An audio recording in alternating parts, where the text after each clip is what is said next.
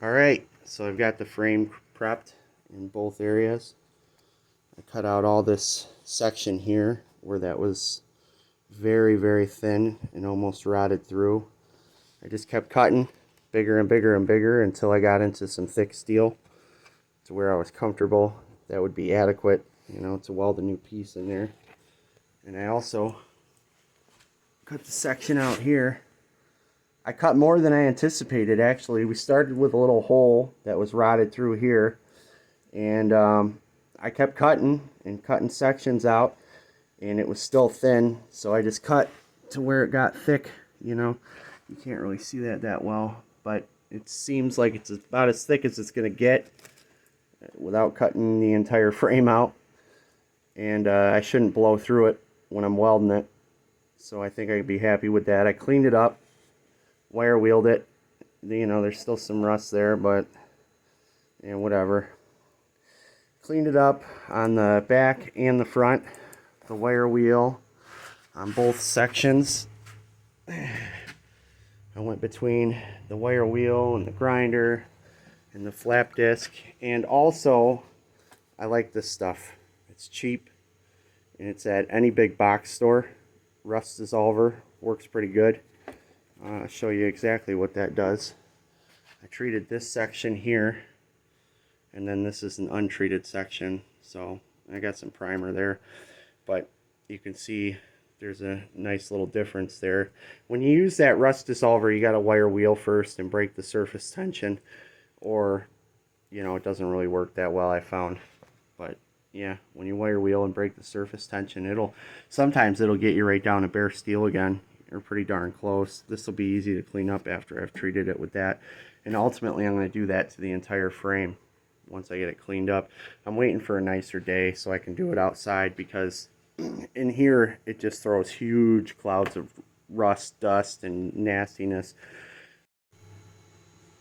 So I've kept some of my pieces that I've cut out from the frame, and basically what I want to do is test it and see if it's any kind of high or medium carbon steel variant that they made this frame out of.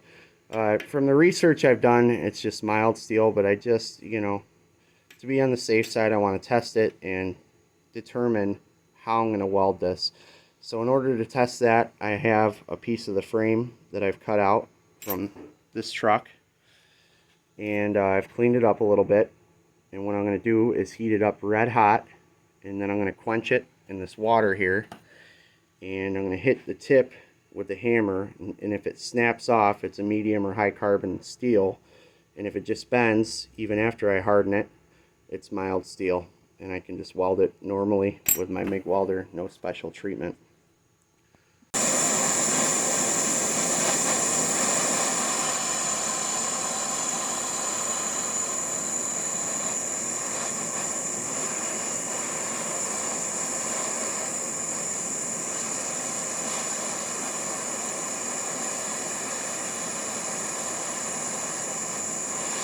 Just going to heat it up till it's nice and red hot.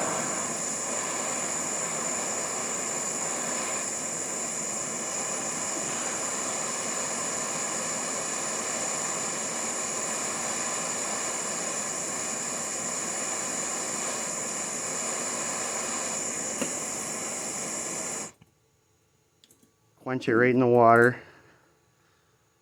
And if this is a higher grade of steel, it will snap. So we're going to make sure it doesn't do that, because that really complicates things. If it does, ooh, that was sizzling. Alright, nice and cooled down. I'm going to put it in the vise, just the end here. Hit it with the hammer.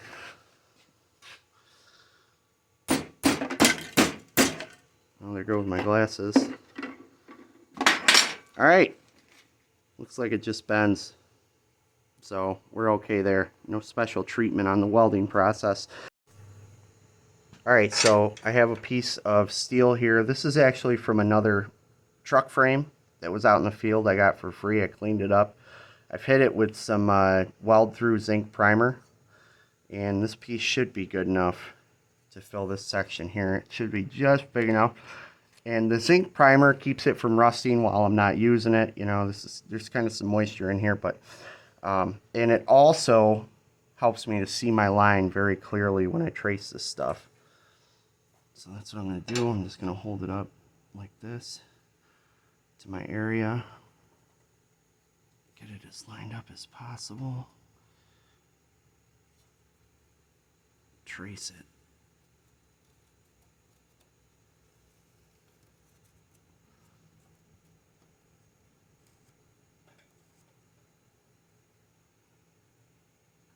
There we go. Got it traced. There we go. Okay. I'll cut it a little bigger than my trace line and grind it down from there.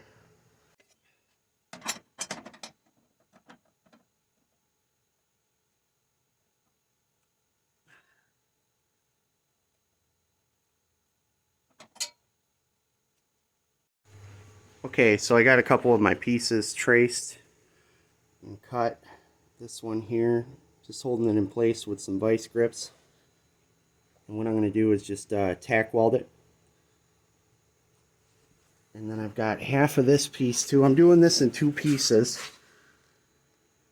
And I've got half of this one in. I'm just going to tack weld this. It's held on the back side by a magnet. It's pretty flush. My gap's kind of big at the bottom, but that's okay. I can fill that. It happens. Yeah, just tack weld this in place. And then what I'm going to do is, after I get that tack welded in place, I'm going to hold my other piece up and trace it from the back side, just like that, and then cut this one out too. You might be wondering why I'm so zigzaggy. It's because you never want to vertical weld a frame.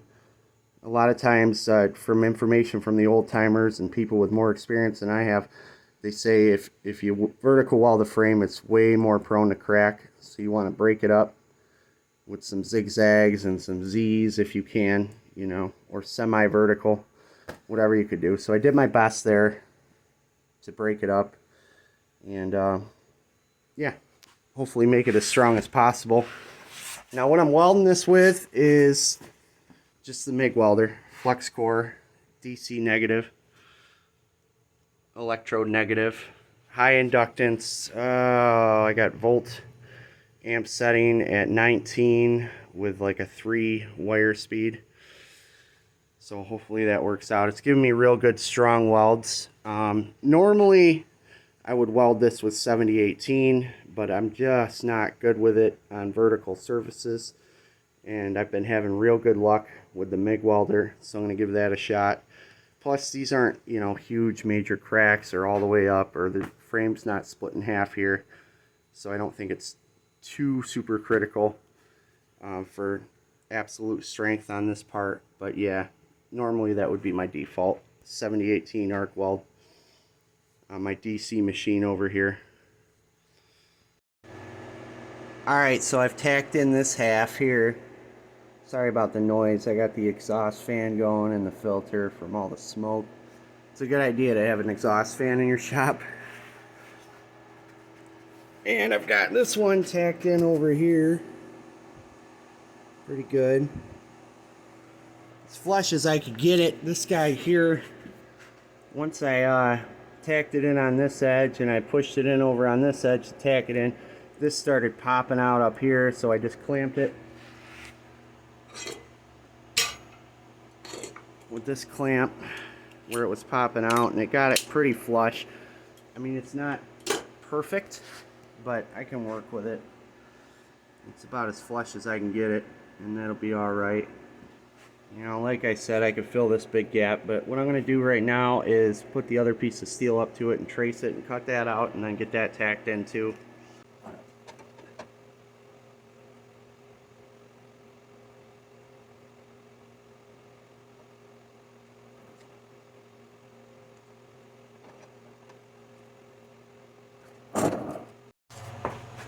Okay, so I got the second part cut out and fit in there. It's a little loose. I got quite a little gap here, but I can fill that, especially with the MIG welder. Now, if I was stick welding, I would Texas TIG that And basically what that means is I would feed another stick electrode into it. So I would weld with 2 electrodes and kind of feed it in there to fill that big gap. But with the MIG welder, I can fill it pretty easy.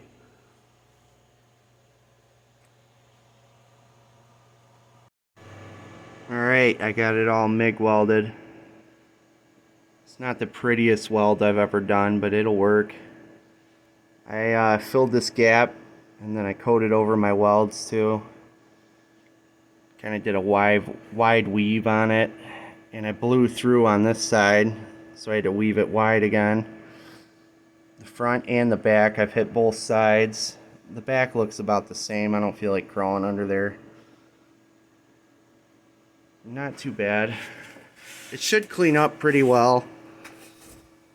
I'll grind it down and see if I have any porosity or holes. And then here's this side. Get a good shot at it. And that's just all flux core MIG welding, DC, electrode negative. I'll show you my machine here in a second. And I can, upside down, I can MIG weld better than stick weld, I'll tell you that. Either way, both of them suck. The camera's really not focusing. Sorry about that. I'm hoping that it focuses. Yeah, it kind of mounted up. I wanted to run higher amps. I love having flatter welds. But I was blowing through, running it at 19, which is around 100 on this part here. So I kicked it down to 17, which is, I would imagine that's around 80. There is a conversion chart. I'll show you my settings here. There's a conversion chart on some of the websites. And if I remember correctly, 19 volt amps is around, see, I got it at 17.4 right now, 3.2 on the speed. I got my inductance up high. I'm playing with inductance.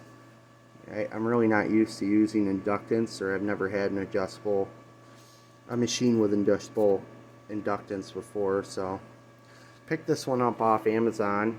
It's a, I don't even know how to say that. F350 MIG 250.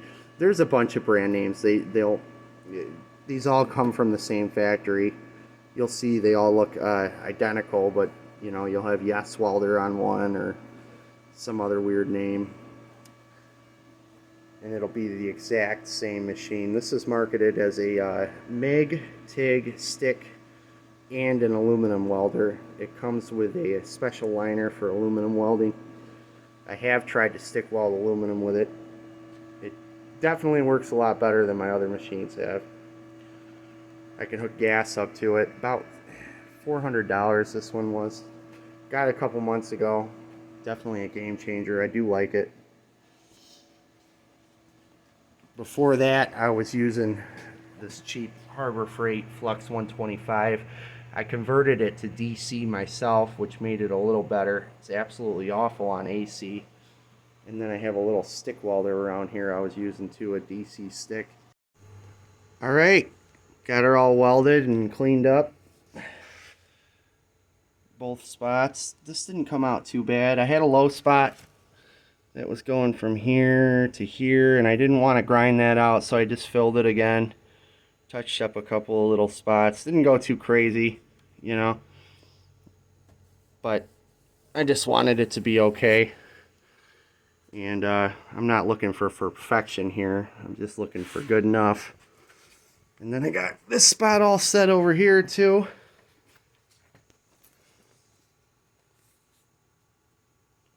There's the top. And that was the one I completely cut out. And then here's the bottom. Welded them on both sides. Ground the front and the back.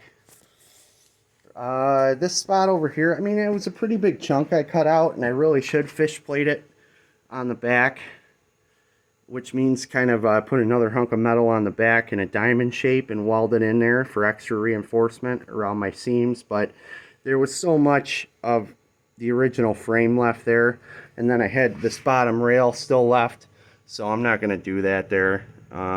hopefully it doesn't crack or anything like that. I don't think it will, because you know, you remember I only welded like this much here, so I think that'll be all right. On the other side though, I'll give you a shot of that.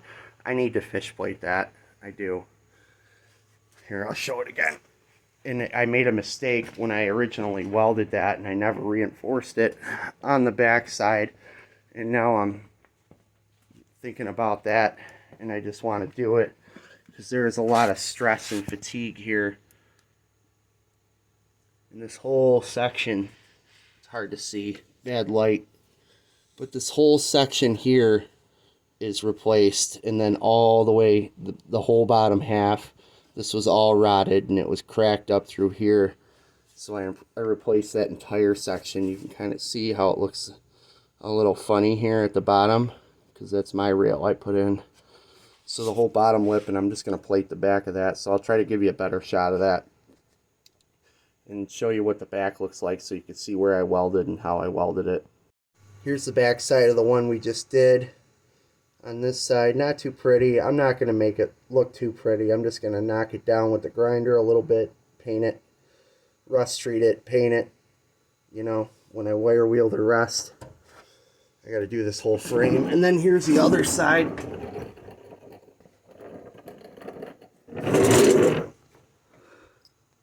You can kind of see how far I went up there. I got to turn this light down. Yeah, well, anyway, I want a fish plate. See my 90-degree, my vertical cuts? That's a big no-no. I did kind of distribute them a little bit, but I just boxed the top here, and I want to definitely put a reinforcement plate all along the back of this, just a diamond-shaped one, and weld that in with 7018, just in case. And I did this whole bottom rail too. This is where it starts here. There's my weld. And then all of this, all the way down. That's from another truck. And then halfway up the frame. This was major. I should have really videoed it. That would have been an interesting, you know. I'm sure a lot of you are looking at that kind of repair or something similar, you know, more severe like this. But sorry about the crappy visual. Alright, thanks for tuning in. That just about concludes this video and what I have for you now. I'm going to be putting more lipstick on this pig as we go, and definitely wire wheeling the frame, cleaning that off, rust treating it, painting it, doing all the body work, stuff like that. I'm going to try to pump out more videos. I'm going to load test these welds really soon.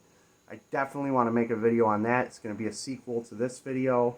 I'm going to put some weight on the truck, roll it over some bumps, you know, see if I can jerk something. I got another F350 really buried down in the frame in the mud down the road, and I got to yank that out, and I'm thinking I'm going to use this to yank it out. We'll see if these welds hold up. We'll come back in the garage, analyze them, see what we can do.